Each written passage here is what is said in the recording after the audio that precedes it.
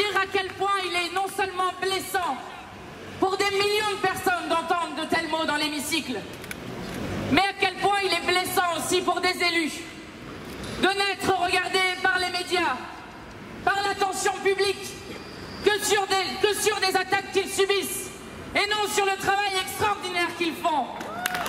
Carlos est le député de notre groupe qui est le plus présent. Il dit souvent je suis le plus sérieux, qui est le plus présent dans l'Assemblée. Il travaille sur la question de la pollution lumineuse. Il travaille sur la question des associations. Il travaille et il va représenter notre groupe et l'Assemblée nationale à la COP27, qui est juste le défi numéro 1 de notre siècle.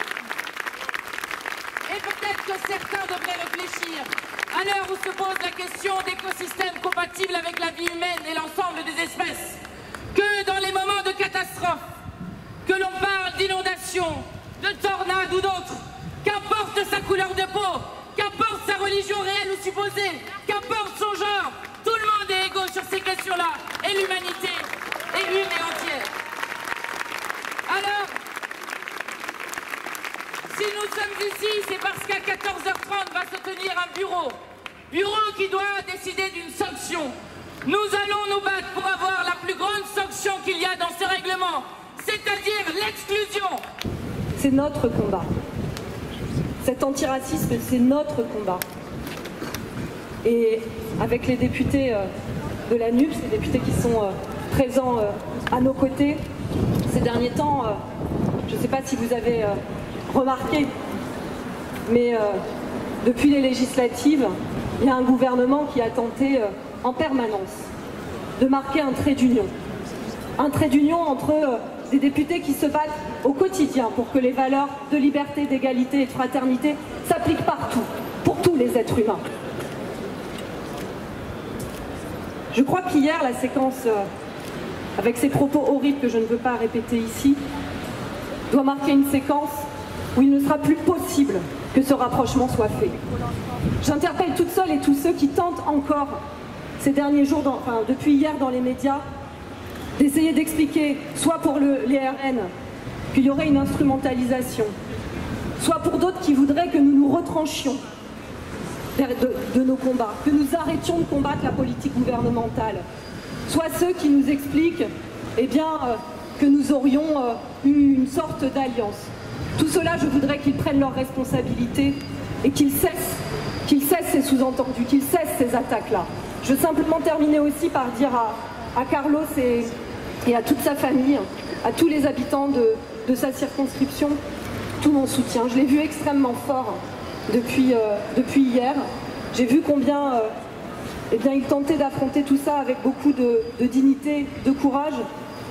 Mais je sais à quel point les propos qui ont été tenus hier, et je sais pourquoi ils lui font particulièrement mal. D'abord, ils lui font mal à lui personnellement, mais je sais que parce que ces combats, tous ces combats qu'il mène depuis des années, il sait que les propos qui ont été tenus hier, ils ont blessé des milliers, des millions de personnes.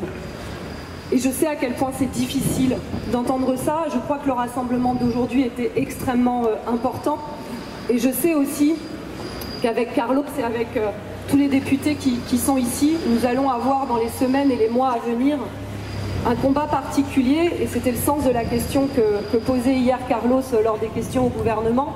Parce que vous savez que dans quelques mois, nous aurons la fameuse loi immigration qui va arriver. La loi immigration que le gouvernement compte bien faire adopter avec les voix d'ailleurs de la droite et du Rassemblement national.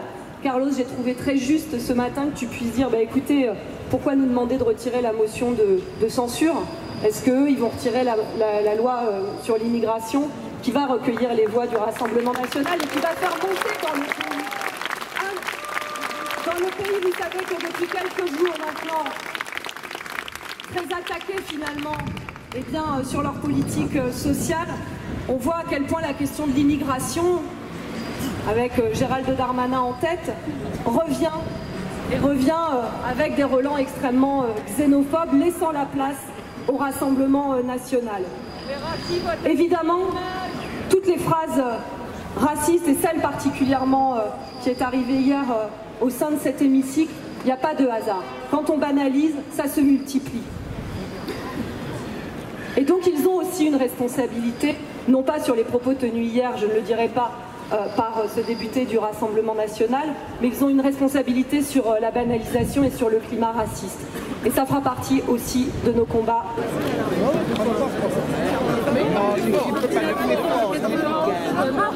Et hier soir, tu l'as vanné?